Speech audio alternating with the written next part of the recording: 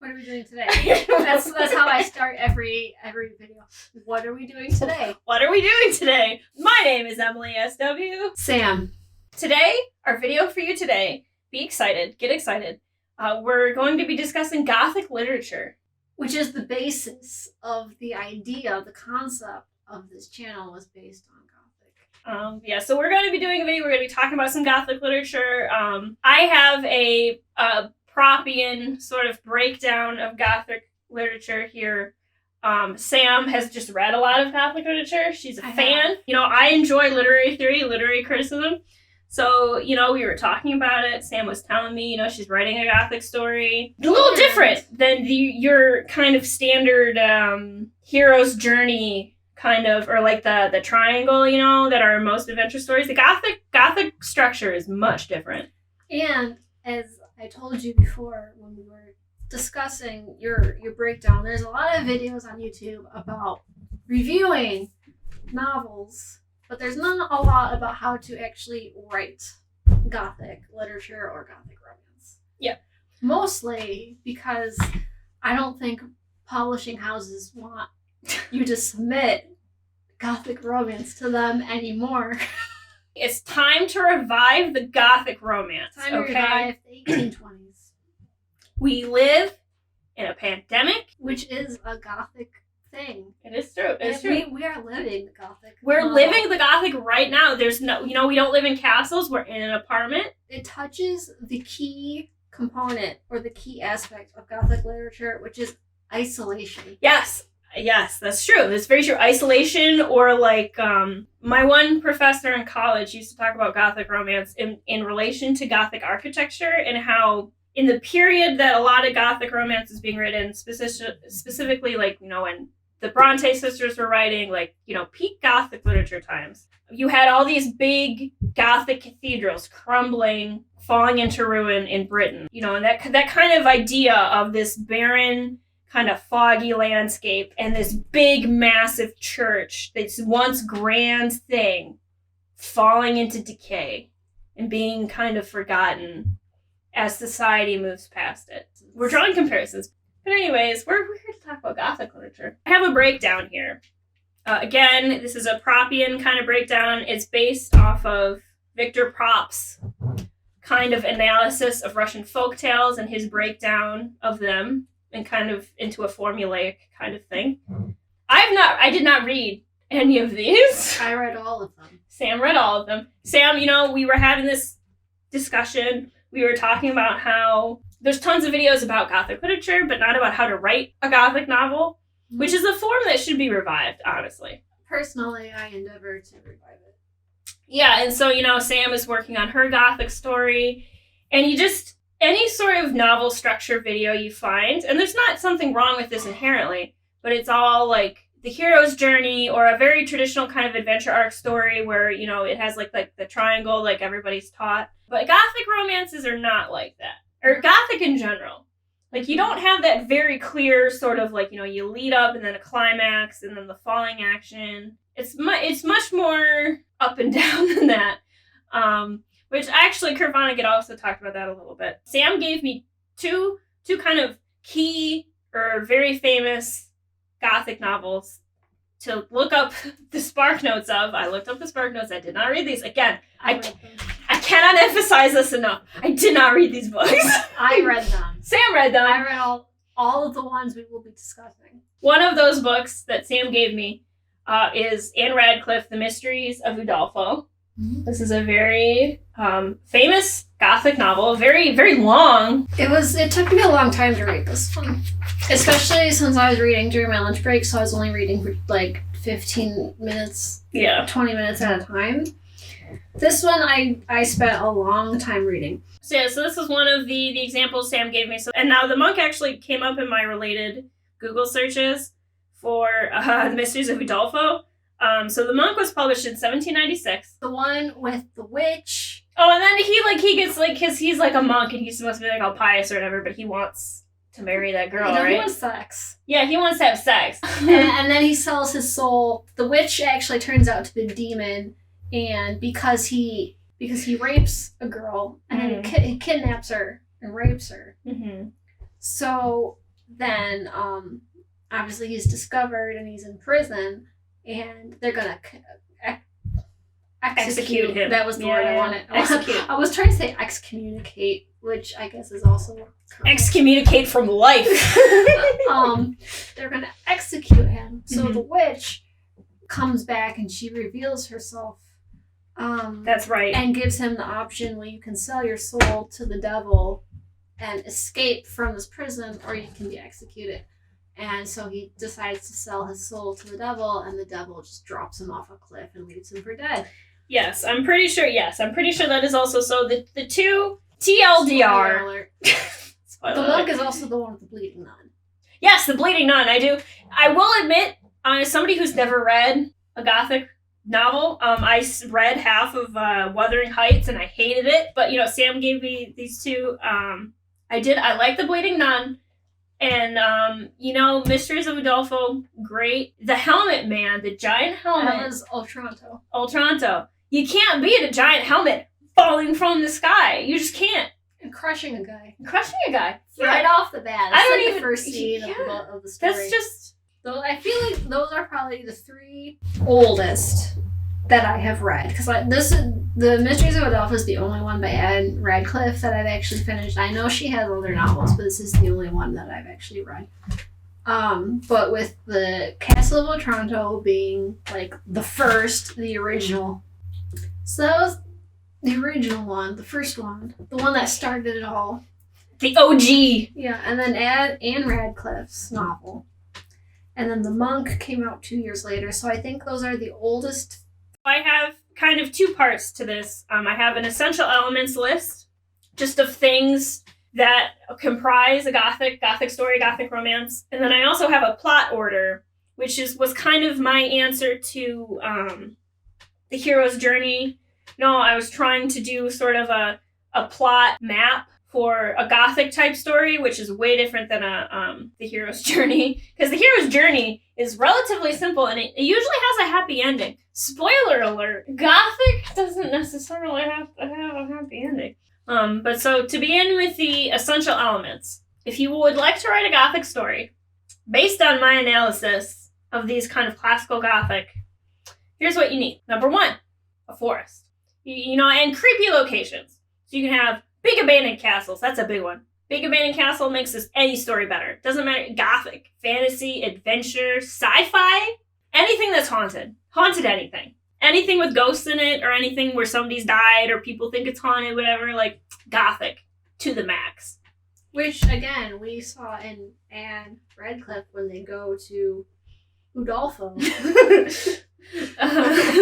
Which is just a big crumbling castle. And then another kind of key location, grand sort of places. So like chateaus or big kind of magnificent sort of awe-inspiring, like the Grand Canyon. Well, chateau is just French for castle. Whatever. Did I mean chateau? Was I thinking about plains or plateau? I don't know. Listen. Something big and so that's number one. Locations are key. But forests in particular, I think, it could be metaphorical. But, forests, even in, so the second thing you need if you're essential elements of Gothic, your location, no matter what it is, and we just went over a couple, but it functions both as a setting and a character. And this, I think, this could be true of other genres too, like Westerns. Also, I think the setting kind of plays sort of like the character as well. Your setting is also a character. So the forest isn't just a forest. The forest is a metaphor. The castle is a metaphor. The grand place, wherever you are, metaphor. Haunted place, metaphor. It serves a purpose. It's not just a place for the characters to interact. The setting has an important bearing on the story. From my analysis, that is an important element of Gothic literature. Number 3, ghosts and supernatural elements. This is the best part, yeah, definitely the best part. But it's specifically spiritual, supernatural. So things connected to the afterlife, heaven, hell, ghosts, demons, angels, stuff like that. People having visions of God or angels or demons, stuff like that, etc. I think Gothic as a genre, in the time of the Gothic, so like late 1700s, early 1800s, religion was obviously it was a big part of people's lives. It was a big part of people's lives, and morality and stuff like that. So morality is a big part of Gothic literature. As long as you have ghosts or supernatural at some point, some aspect, Dracula, vampires, supernatural. But also thwarted by things from religion. That's true. Yeah, religion definitely plays a big role in this. I don't think it's necessary. No, I mean, I think especially if you're writing a contemporary, like now, piece, you don't necessarily have to have that religious kind of overtone or undertone that a lot of these stories do have, just because the way they viewed religion, I think, was different from how we do now. Yeah, 100%. But, no, yeah, you can absolutely have supernatural elements without or even like a grounded in like a real world religion necessarily. Yeah. Even though I think a lot of stuff you'll probably still want to base it off of like real mythology or real like religious aspects. You want it to be grounded in something. Yeah, they're not really fantasy. Yeah. Like it's not the same as fantasy. Mm-hmm. So morality, big part, but ghosts are supernatural. Anything sort of like ghosts, monsters, vampires, werewolves, Frankenstein, stuff like that, demons, angels. Okay, so number 4, your antagonist needs to be wealthy and morally bankrupt. So that's a juxtaposition. That's telling you something. Your wealthy, morally bankrupt antagonist. So basically, your antagonist should be capitalism incarnate. It's like when you're watching A Christmas Carol, and at the beginning of the story, Ebenezer Scrooge is everything that's wrong with society, both at the time and also now. And then he learns his lesson. But yeah, money is key. I don't think, like, in a Gothic story, I think your antagonist, or at least the major antagonistic force, cannot be poor. They have to be... See, now I'm thinking through all these books, and like Jane Eyre, you have the first antagonist being her aunt, who takes her in and is horrible. Mm-hmm. They're clearly quite well-to-do. Yeah, and wealthy. The second antagonist being the school teacher, or the school, the headmaster, Mm-hmm. who pretends to be really charitable, taking care of all these, orphaned girls, and he's horrid. Mm-hmm. And then I guess you could say that Mr. Rochester is also an antagonist. No, he's not the antagonist. There's other women who are just complete bitches. But antagonistic forces. They're all really high society. They look down on Jane because she's, plain. Poor. Yeah, and then in Udolpho you have Emily's aunt marries upper class. In a sort of a Gothic idea, or if you're writing, in the Gothic vein, wealth is never morally good. Like, anybody with wealth is then corrupted and is not a good person in the story. Well, this probably says on the back. Yeah, Count Montoni. So mm-hmm. Count's classic villains. The Count basically, he marries Emily's parents die, and her parents were, of course, humble, wonderful people. They leave her with a rather large estate, and so Emily goes to live with her aunt, who's kind of also horrible.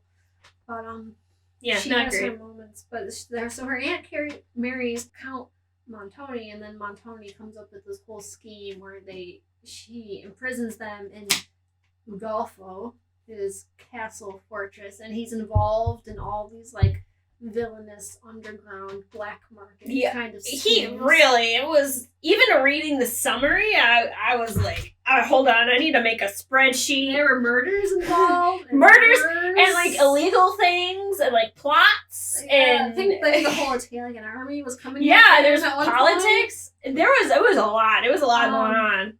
It was exciting. His gloomy medieval fortress. So anyhow, he's trying to make Emily and her aunt sign over their material wealth to him. Mm-hmm. And he's trying to coerce them into giving them everything they have. Yeah. So rich man, morally bankrupt, and then in this one you have wealthy, morally bankrupt antagonist. My next essential is a poor but virtuous hero / love interest / protagonist. Which again, so the good the protagonist, the good, if, you got the good versus evil dichotomy, evil would be wealthy and morally bankrupt, so they're not concerned with sort of, what we think of as good, right? Like charity or empathy or anything like that. They're not concerned with that. They're fully self-serving. They have their wealth. They want to propagate their wealth. They want to propagate their own power. They want to hoard it all for themselves. They're very selfish. Probably a count. And then your protagonist, your love interest, the good side of your story are typically monetarily poor. They don't have a lot, maybe. Particularly with the love interest. Like, in particular, Mysteries of Udolpho. The love interest, poor. She's got money. Yes. He does not.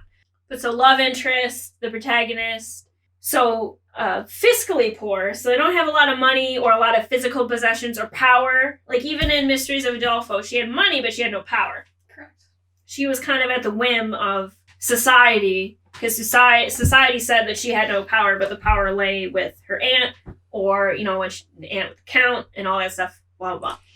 Can I interject something? Yes, please. And this was going back to the count thing, and this was the reason why, for my story, I also picked a count. Because I think a count is kind of in that kind of lower middle rung of the aristocracy, where they're not so high up where they would never interact with lower class people. Yeah. But they're also high enough up that they do have some power. Mm-hmm. So I think that's why this rank is kind of often chosen, because it's like this good medium where they would be actually interacting with lower class people. Mm-hmm. But they're also not themselves like so far down in the aristocracy ladder. Yeah. That it's like, who cares? Yeah.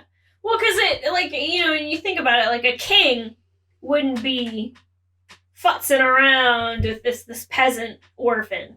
No. That's below the king. They would have so many, like, retainers and attendants and whatever. There's so many people around them all the time. Mm-hmm. That there's no way you could really engage them in the story. Yeah. So that's why you see counts a lot. That's like why I picked it, because it was like that kind of like perfect medium where they would still be interacting with people outside of the aristocracy, but they still retain quite a bit. But yeah, so the wealthy, morally bankrupt antagonist and your poor but virtuous hero and love interest protagonist, like, those are kind of, they're similar points. They're kind of linked together because you're playing with basically you're playing with good and evil. So you want opposites. You want extremes. You want wealthy, poor. You want, really outrageously, like, evil, like, selfish, like, involved, like, in, like, political, like, coups and, like, hoarding money and robbing and, like, illegal dealings. And then you want somebody who is virtuous. In the case of traditional Gothic, from late 1700s, early 1800s, virtuous, church-going, sort of, lives by the Bible, whatever. Like, by the rules. By the rules, yeah, follows the rules of society and is therefore portrayed as the hero. The next thing we want, again, somewhat related, this plays on that dichotomy idea. You got the play of sin versus virtue, good versus evil. And this is manifested in your characters. My next note, after the, sin versus virtue, good versus evil, all this is manifested in your characters. Your characters are pretty much your stand-ins to the morals, what you're trying to say, your ideas. And they're fighting with each other, which is the fight of ideas. But so then the next one is forbidden romance. There has to be some aspect, the forbidden, like, the romance isn't what society wants. Like, maybe in Mysteries of Udolpho, society wants Emily to marry the Count. But Emily doesn't want that. He's a morally bankrupt person. Yeah, I was going to say, there's another Count. The wealthy, orphaned woman who falls in love with the poor. You said he was a knight. Something like that. He was like a virtuous. He was kind of a poor, virtuous man. They fall in love. They wanna be in love. They want to get married. Whatever. but societal forces are keeping them apart. So it's kind of forbidden here, where the aunt's forbidding it, or, you know, society expects the orphan daughter of a wealthy family to marry another wealthy person to keep the wealth kind of contained in the 1%, if you will. No, so there's some aspect of the forbidden to it, or temptation. Yeah, the temptation thing, which is also a major conflict point, where like the giving in to temptation is one of your protagonist's sources of conflict. Mm-hmm. It's very important. I don't have that specifically in my list, but again, I didn't read any of this. I would say that's probably, if you consider in the monk himself to be a protagonist. I mean, he's one of the point of view characters, so if you consider him to be a protagonist, he spends the whole story struggling with the temptation of like breaking his vows. Okay, so my next 2 points are related. My next 2 essential elements from my analysis. Number 8, death. Number 9, lots of death. Metaphorical death, literal death. It's very serious, but death is important. People gotta die. More than one person has to die. It's gotta be dramatic. You want melodrama. And melodrama. The aunt dies. Emily's parents die. In this one, the main character dies. But yeah, you want death, or you want at least perceived death. Some sort of, and especially like mourning, very dramatic. I think particularly in the Mysteries of Udolpho, the aunt's death is very dramatic. Even the summary, because again, Sam read it. I read the summaries. I read the Spark Notes Wikipedia. Even the Wikipedia, the Spark Notes, the summary of her death was very dramatic. So I can only imagine it went on for about 100 pages in the original. Well, a long time we thought she was dead, but she wasn't. Yeah, and then in Wuthering Heights, like, everyone's dead, and the whole thing is told as a flashback. Let's see, Jane Eyre, obviously her parents are also dead. And then, the wife in the attic dies. Obviously, Dracula's dead. He starts off dead. He's undead. Finishes dead. And even in Frankenstein, the monster is made up of dead people. Victor also dies. Yeah. Death is a big thing. And related to that, my next point of an essential element, number 10, is somebody that you think is dead turns out to be alive. And they pop out, and kind of a subpoint of that is they pop out of nowhere. Like, you think they're dead, and oh my god, and you've written them off, you forgot about them as a reader, and then all of a sudden, at the crucial moment... That probably is from this story. That is exactly from this story. Because, like I said, there's a long period where we think the aunt is dead, but she's actually not. Yeah. And then at the crucial moment, you think you're dead, all hope is lost, there's no hope for survival, the protagonist, or, in this case, she's gonna marry that dickhead count, she doesn't want to. And then the person you think is dead, they come up, and they save the day. Or they have a crucial piece of information, or they have a crucial something, they have the key. In the sense of traditional literature, when these were being written, probably some sort of Christ analogy, yeah. Metaphor. Analogy, metaphor. Obviously resurrection is a very big part of Christian faith. Mm-hmm. So the person who is perceived as being dead and then coming back from the dead, probably in the original sense, directly correlated to religion. Well, see, now this is making me think. You could say that vampirism is a perversion of the resurrection. Yeah, that's true, because they're undead. Because they died, and then they come back as monsters. Yeah. Who feed on the living. Yeah. So it's like a perversion of the resurrection of Christ. Mm-hmm. That's true. That's very true. So yeah, again, if you're writing like a modern Gothic or a modern take on the Gothic, obviously religion doesn't have to play a part in it, but it definitely played a part in the historical kind of Gothic, which is what I was looking at. Mm-hmm. As I said, there's not really a market for this currently. No, but you could make it. I referenced this earlier, but my professor who likes Gothic literature, there's also a bit of a resurgence in Gothic, specifically with Rust Belt Gothic, so the Rust Belt of the United States. Southern Gothic, too. In Southern Gothic. Mm-hmm.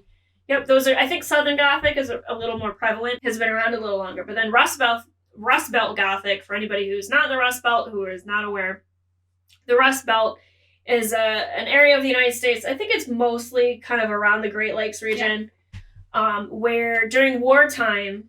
or even just historically, they were big centers of commerce, or specifically industry. Mm-hmm. Yep, and like steel mills and, stuff like that. So obviously during wartime and even before that, and for a long time after. And a long time after, you know, they were very profitable, very kind of center cities of commerce, industry, the arts, kind of everything like that. They were boom towns. But then, after steel mills started being phased out, or, things started becoming automated, or, things moved on, then those jobs started dying out. So then in the Rust Belt, it's called the Rust Belt because that industry dried up. So you have these boom towns, these cities, again, specifically around the Great Lakes, that became kind of desolate because they lost so many jobs. It's a reference to the metal production. Yeah, it's a reference specifically to the steel mills and things of that nature that went under, that closed down, it became less relevant. So a lot of people lost their jobs. So then the economic boom towns that were based around those steel mills collapsed. So then those big cities like Detroit, I think is the most famous. Yeah. They went from being these big economic boom towns to suddenly you have large populations of poor, of unemployed. So that's why it's called the Rust Belt. The idea of, number 11 in the essential Gothic plot elements. Secrets, family secrets, secrets in general. Like having your wife locked in the attic. Having your wife locked in the attic. Or there was something in Mysteries of Udolpho. There was something like... Oh, her father had this whole secret relationship. Yeah, family secrets. It wasn't anything bad. It turned out they were related to another family. Yeah, it was like an affair or something. Like there was like a cabin in the woods. There was like a cabin... Yeah. There was like it involved her father's, like, relations. I don't remember the details, but it was this whole thing where he told her to burn all these papers. Yeah. Looking at them. Mm-hmm. It had to do that they were actually related to some aristocratic person. Yes, and that's what saved. That's part of that came into play. Yeah, saved her. Saved her. Yeah. Yeah. Because she then inherited that estate. Yes. So yeah, because I think when I was reading the summary that like that's the whole secret, and then she's related to the aristocracy, so then she gets her own power.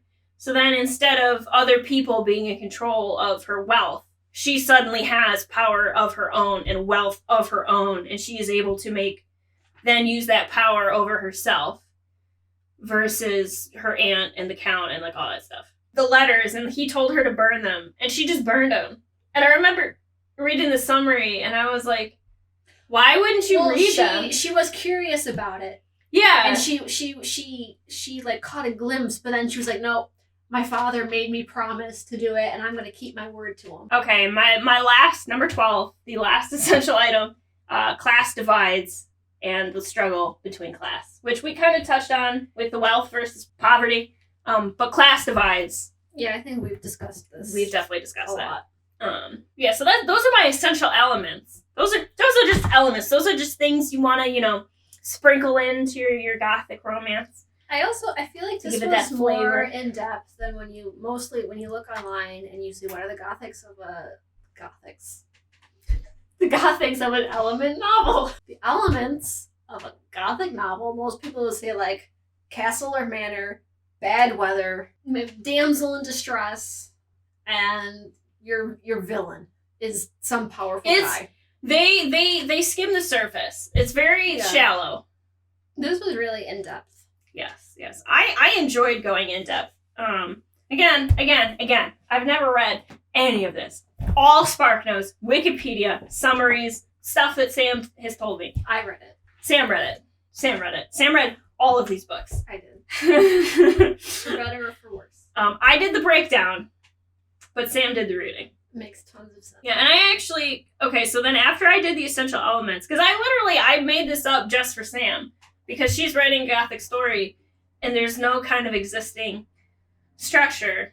None that I could find. Anyway. Well, nothing general. Like, there's definitely breakdowns of, like, Frankenstein or, like, monster stories. So, yeah, so I'm because you were looking for a plot breakdown that's, like, similar to, like, the hero's journey or, like, one of those, like, character art or, like, plot arcs or whatever. Because there's tons of those. There's tons of them for just a regular sort of adventure story or, like, your traditional, when you think of, like, a 3-act story structure. But when you look for specifically Gothic, I think the thing that we found was they were all for like specific stories. Like you could find breakdowns of Frankenstein or Dracula or whatever. Frankenstein was the one that we were looking at, and I was reading it, and I was basically, it's like, this is the plot of Frankenstein.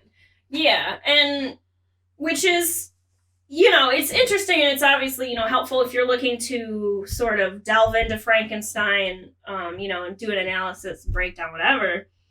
But if you're somebody who's trying to write a Gothic story, you know, obviously you're not just recreating Frankenstein or Dracula or... Frankenstein also kind of crosses genres. Like, I wouldn't necessarily consider it a Gothic romance because... It is very sci-fi in a way. It's more sci-fi. It's considered, like, to be like an early or like an originating science fiction novel, and like obviously Victor and Elizabeth kind of have this romance, but she gets killed. So yeah, well, and I know too. I was reading the Frankenstein that people know is not the original that she wrote. No, people I think are more familiar with the film.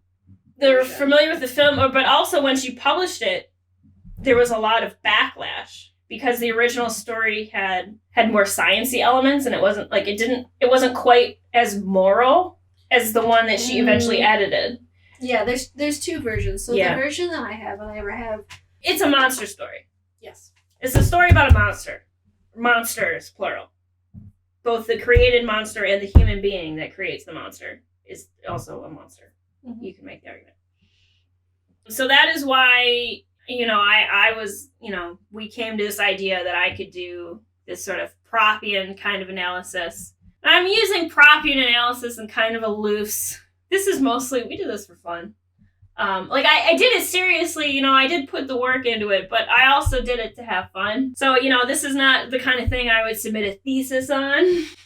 It's literally a one-page document that I'm reading off of. Maybe you should submit a thesis.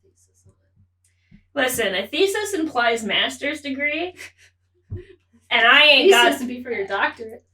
That's true. So this was done seriously in that I put serious effort into it, but like I didn't formulate it. I didn't formulate it in like a serious academic sort of way. All right, so that was the elements. Yes, those were the essential elements. We're gonna have to do another video about plot. Yes, I have a lot to say about plot too. I think the plot order, the breakdown that I did in my analysis, I'm quite proud of it. I think it is a work of both comedic genius as well as, and you know, I think it could be a useful tool for people looking to write Gothic, modern Gothic interpretations. We're giving it the time it deserves. It needs. There aren't enough people talking about Gothic literature or modernizing Gothic literature. Just obsolete genres. Yeah, why is it obsolete? It doesn't have to be obsolete. Again, we're living in a pandemic. We're in the Gothic. We're in the Gothic, baby. Bring those elements back. Bring back the ghosts and the demons and, you know, people coming back from the dead and helmets falling from the sky. You just really like that helmet. I really like the helmet. I think the time is right. I think we need it. Okay. I think it's the hero we need.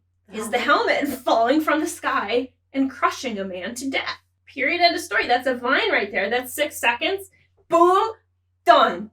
Hilarious. That was an obsolete reference. Anyways, we're wrapping up. Yeah, so next time will be plot. Yes. Next time we're going to do the plot order, specifically sort of the recipe. So, you know... You have the ingredients. Yes, we have the ingredients. We have the essential elements. So then the next video is going to be the recipe itself, putting those elements together, what order you put them in, how to do X, Y, Z, and then boom, you put it in the oven, you got a Gothic story. Anyway, stay haunted. Stay haunted. Bye. This is either a train wreck or the best thing we've ever done. Or both. Or both. What's your brand? Trainwreck. That is our brand, though. I'm pretty sure that our brand so far is just chaos and failure.